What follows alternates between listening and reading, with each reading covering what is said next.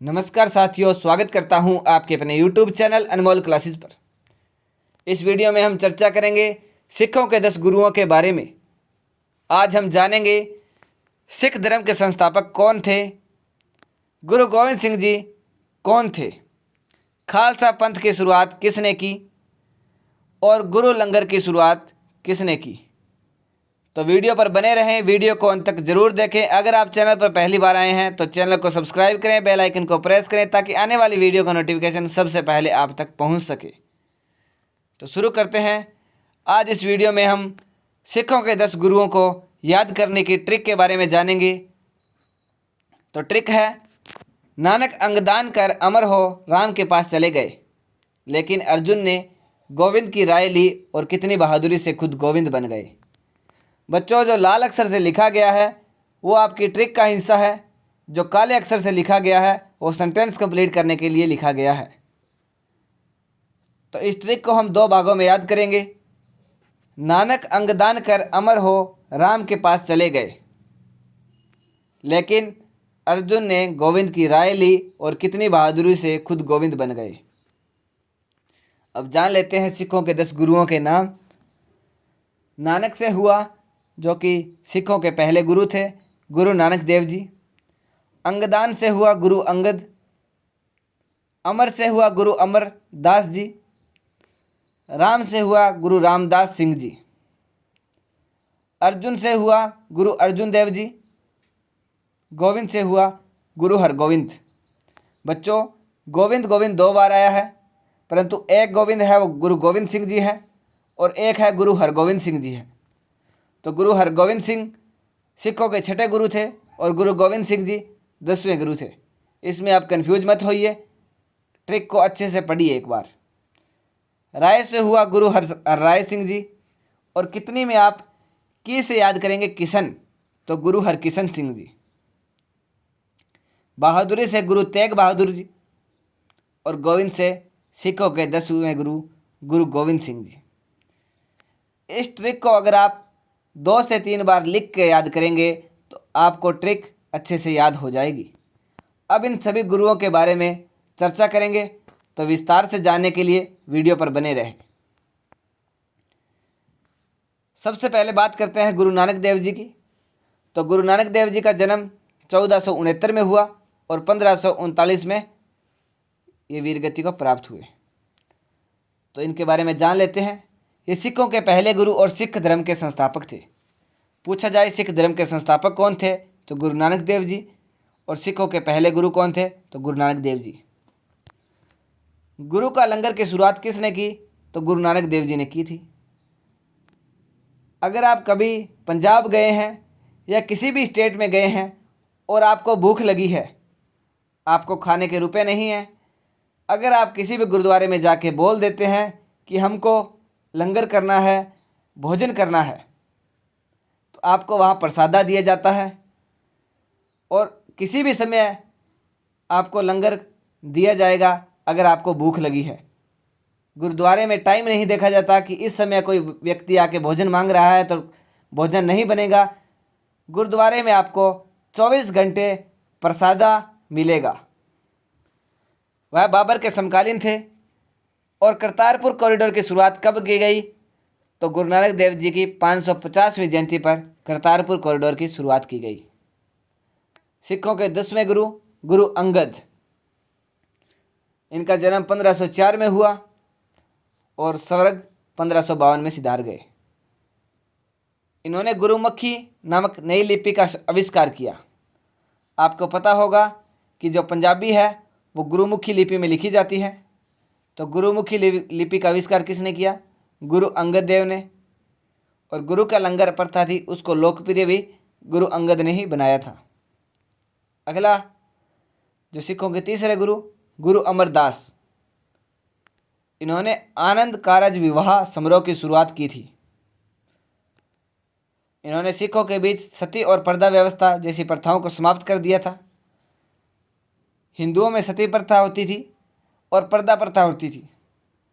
आपको पता होगा राजपूत जो औरतें होती है वो अभी भी पर्दा रखती है, क्योंकि उस समय जब प्राचीन इतिहास की बात करें तो जो औरतें होती थी राजपूतों की, युद्ध होने के बाद अगर उनका जो पति होता था वो स्वर्ग सिधार जाता था तो उनको बंदी बना के जो मुग़ल थे वो अपने पास ले जाते थे और अपने पास रखते थे। तो अपनी इज्जत को बचाने के लिए जो राजपूतानियाँ थी वो पर्दा रखती थी ताकि उनका मुँह चेहरा कोई देख ना पाए, और अगर उनका पति स्वर्ग सिधार जाता था तो वो सती हो जाती थी ताकि उनकी इज्जत पे आँच ना आए। तो इनको सिखों ने ख़त्म कर दिया था, सिखों के तीसरे गुरु गुरु अमरदास जी ने, और ये अकबर के समकालीन थे। चौथे गुरु गुरु रामदास सिंह जी, इन्होंने वर्ष 1577 में अकबर द्वारा दी गई जमीन पर अमृतसर की स्थापना की। पूछा जाए अमृतसर जो कि सिखों का पवित्र स्थान माना जाता है, उसकी स्थापना किसने की, तो गुरु रामदास सिंह ने। और अमृतसर के जो गुरुद्वारा है उसको किस नाम से जाना जाता है, तो हरमिंदर साहिब के नाम से जाना जाता है। हरमिंदर साहिब की स्थापना कब हुई, 1577 ईस्वी में वर्ष में। इन्होंने अमृतसर में स्वर्ण मंदिर का निर्माण शुरू किया। अगला गुरु अर्जुन देव जी, इन्होंने वर्ष 1604 में आदि ग्रंथ की रचना की थी। इन्होंने स्वर्ण मंदिर का निर्माण पूरा किया था। तो स्वर्ण मंदिर की जो शुरुआत है वो किसने की थी, गुरु रामदास सिंह ने, और जो पूरा किसने किया था, गुरु अर्जुन देव ने। वे शहादीन दे सरताज के रूप में प्रचलित थे। तो गुरु अर्जुन देव जी किन के रूप में प्रचलित थे, शहादीन दे सरताज। इन्हें जहांगीर ने राजकुमार खुसरो की मदद करने के आरोप में मार दिया था। तो गुरु अर्जुन देव को वीरगति कहाँ से मिली, तो जहांगीर ने राजकुमार खुसरो की मदद करने के आरोप में इनको वीरगति दी दी थी। अगला प्रश्न, गुरु हरगोविंद साहब, तो सिखों के छठे गुरु। इन्होंने सिख समुदाय को एक सैन्य समुदाय में बदल दिया था। इन्हें सैनिक संत के रूप में जाना जाता है। आपको पता है मुग़ल अत्याचार करते थे, और जब सिखों के पांचवें गुरु गुरु अर्जुन देव को वीरगति मिली, जहांगीर ने इनकी मृत्यु के घाट उतार दिया, तो गुरु हरगोविंद साहिब ने सैन्य शक्ति का विस्तार किया और सैनिक संत के रूप में जाने जाते हैं। इन्होंने सेना का विस्तार किया, सिखों की सेना बनाई। इन्होंने अकाल तख्त की स्थापना की और अमृतसर शहर को मजबूत किया। आपको पता है सिखों का अभी भी अगर कोई भी निर्णय लिया जाता है तो अकाल तख्त से लिया जाता है जो कि अमृतसर में है। और अमृतसर शहर को मजबूत किसने किया, सिखों के छठे गुरु गुरु हरगोविंद साहिब ने। इन्होंने जहांगीर और शाहजहाँ के खिलाफ युद्ध छेड़ा था, क्योंकि जहांगीर ने सिखों के पांचवें गुरु गुरु अर्जुन देव को वीरगति दी थी। सिखों के सातवें गुरु गुरु हरराय सिंह, ये लोकप्रिय व्यक्ति थे और इन्होंने अपना अधिकांश जीवन औरंगजेब के साथ शांति बनाए रखने और मिशनरी काम करने में समर्पित कर दिया। तो छठे गुरु गुरु हरगोविंद साहिब ने सेना की स्थापना की और इन्होंने युद्ध छेड़ा किन के खिलाफ, जहांगीर और शाहजहाँ के। परंतु सिखों के सातवें गुरु गुरु हरराय सिंह ने शांति प्रिय व्यक्ति थे और इन्होंने शांति के साथ औरंगजेब के साथ शांति बनाए रखी। अगला प्रश्न नहीं, अगला जो सिखों के आठवें गुरु गुरु हरकिशन, ये अन्य सभी गुरुओं में सबसे कम आयु के गुरु थे और इन्हें 5 वर्ष की आयु में गुरु की उपाधि दी गई थी।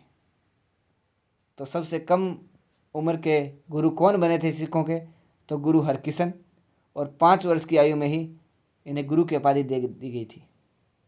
इनके खिलाफ औरंगजेब द्वारा इस्लाम विरोधी कार्य के लिए सम्मन जारी किया गया था। गुरु हरकिशन ने इस्लाम के विरोध में काम किया और सिखों को मजबूत किया, इसलिए औरंगजेब ने इस्लाम विरोधी कार्यों के लिए एक सम्मन जारी किया था, इनको गिरफ्तार किया जाए। सिखों के 9वें गुरु गुरु तेग बहादुर, इन्होंने आनंदपुर साहिब की स्थापना की थी। और सिखों के 10वें गुरु गुरु गोविंद सिंह, इनका योगदान सिख धर्म में बहुत ही ज़्यादा है। इन्होंने वर्ष 1699 में खालसा नामक युद्ध समुदाय की स्थापना की। तो खालसा पंथ की स्थापना किसने की, तो गुरु गोविंद सिंह ने। इन्होंने एक नया संस्कार पाहुल शुरू किया। ये मानव रूप से अंतिम सिख गुरु थे और इन्होंने गुरु ग्रंथ साहिब को सिखों के गुरु के रूप में नामांकित किया। तो जो सिखों के 10वें गुरु है गुरु गोविंद सिंह, ये अंतिम व्यक्ति थे जो गुरु बने थे मानव रूप में, और इन्होंने गुरु ग्रंथ साहिब को सिखों का गुरु नामित कर दिया था। 1708 में गुरु गोविंद सिंह ने गुरु ग्रंथ साहिब को सिखों को जीवित गुरु घोषित किया था। गुरु ग्रंथ साहिब की स्थापना तथा परिवहन एक सख्त आचार संहिता द्वारा नियंत्रित होता है, जिसे सिख राहत मर्यादा कहा जाता है। अगर किसी कारणवश गुरु ग्रंथ साहिब की स्थापना या परिवहन एक सख्त आचार संहिता द्वारा नियंत्रित किया जाता है। अगर किसी कारणवश गुरु ग्रंथ साहिब को स्थापना करनी है या परिवहन करना है, एक स्थान से दूसरे जगह लेके जाना है, तो सख्त आचार संहिता का प्रयोग किया जाता है, जिसे सिख राहत मर्यादा कहा जाता है। इसमें क्या होता है?